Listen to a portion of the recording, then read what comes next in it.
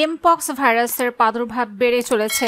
Africa, ইউরোপের পর এবার এশিয়ার পাকিস্তানে সর্বশেষ ৩ জন রোগী শনাক্ত হয়েছে। বিশ্ব স্বাস্থ্য সংস্থা এ ভাইরাস নিয়ে সতর্কতা জারি করেছে।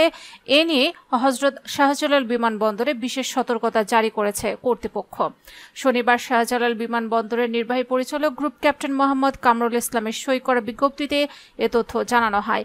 এতে বলা হয়, এমপক্স বিষয়ে এয়ারলাইন্সগুলোকে সতর্ক থাকতে হবে।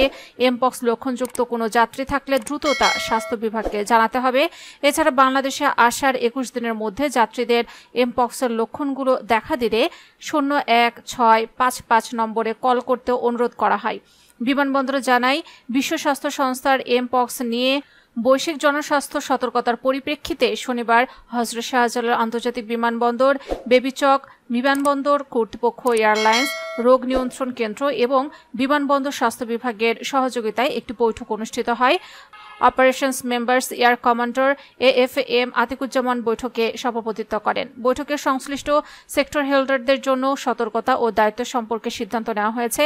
বিমানবন্দর কর্তৃপক্ষ, স্বাস্থ্য বিভাগ এরই মধ্যে লক্ষণযুক্ত যাত্রীদের মোকাবেলার জন্য ব্যবস্থা গ্রহণ করেছে, লিফলেট দিচ্ছে এবং আগমন স্বাস্থ্য ডেস্কগুলো ডাক্তারদের মাধ্যমে পরিচালিত হচ্ছে। শাহজালাল বিমানবন্দর দিয়ে আগত যাত্রীদের তাপমাত্রা থার্মাল স্ক্যানার আর্চওয়ে দ্বারা স্ক্যান করছে। প্রয়োজন হলে লক্ষণযুক্ত যাত্রীদের কুর্মিটোলা জেনারেল হাসপাতাল, সংক্রামক রোগ হাসপাতাল ও কুয়েত মৈত্রী হাসপাতালে অ্যাম্বুলেন্সের মাধ্যমে পাঠানো হবে।